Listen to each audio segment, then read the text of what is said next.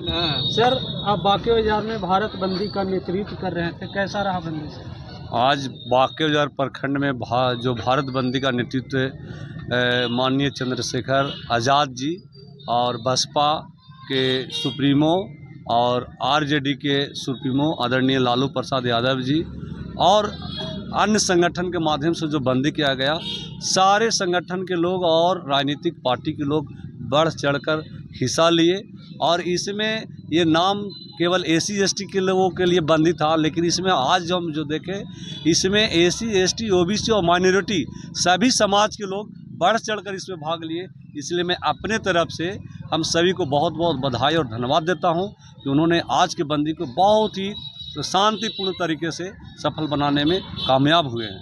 क्या कहना चाहेगा, ये जो बंदी हुई इसका असर पड़ेगा सुप्रीम कोर्ट पर या सरकार पर? मैं तो हम लोग आज इस बंदी के माध्यम से माननीय सुप्रीम कोर्ट के जो 7 जजेज हैं और सेंट्रल के जो सरकार हैं आदरणीय नरेंद्र मोदी जी को हम लोग संदेश इस बंदी के माध्यम से दिए हैं कि अगर आप एसी एसटी में क्रीमी लेयर को वापस नहीं लेते हैं तो आने वाले समय में हम लोग पूरे के पूरे एसी एसटी ओबीसी सड़क से सदन तक छा जाएंगे और हम लोग चलने के लिए हर एक चीज़ को बंद कर देंगे।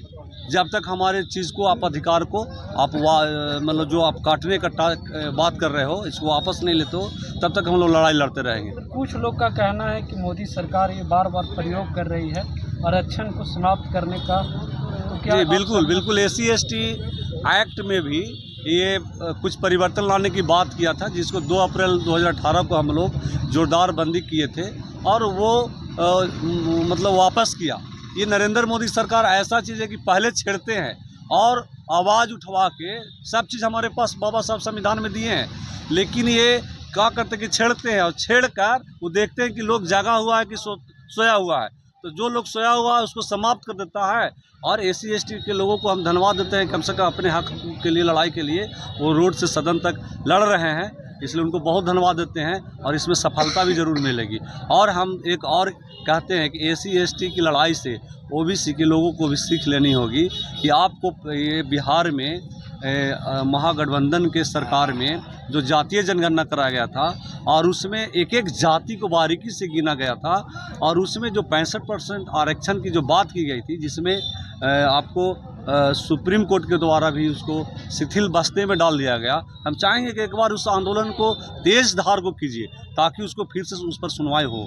सर, अभी फिलहाल में एक लेटरल एंट्री की बात आई थी सर। जी, केंद्र सरकार ने आईएएस ऑफिसरों को बहाल करने के लिए लेटरल एंट्री के माध्यम से विज्ञापन निकाला था। विपक्षी दल के विरोध करने के बाद उस विज्ञापन को रद्द कर दिया। क्या यह भी एक प्रयोग था? ये भी हमारे जो शुभचिंतक हैं, जो हमारे समाज के लोग अच्छे लोग जो लड़ने वाले हैं, उसके लड़ाई के बदौलत ये वापस सरकार ने लिया है। नहीं तो टेस्ट किया ही कि आप लेटरल में क्या किया कि वो वैसे लोगों के लिए 45 लोगों को डायरेक्ट सचिव के पद पे बैठाने जा रहा था। उसको न तो एग्ज़ाम लेता और नहीं तो उसको कोई इंटरव्यू सीधे और न उसमें कोई आरक्षण की बात थी। डायरेक्ट उसमें जो बड़े बड़े अफसर बड़े बड़े नेता के बाल बच्चे थे उनको बैठाने की बात सचिव पद पर चल रही थी। लेकिन ये हम बहुत धन्यवाद देते हैं अपने कुछ नेताओं का और यहाँ के सामाजिक जो नेता हैं, संगठन के नेता हैं, उन लोगों ने जोरदार तरीके से आवाज़ उठाया और सरकार को वापस लौटना पड़ा। आपका परिचय? मेरा नाम दिलीप कुमार पासवान हुआ, मैं प्रमुख प्रतिनिधि बांके बाजार।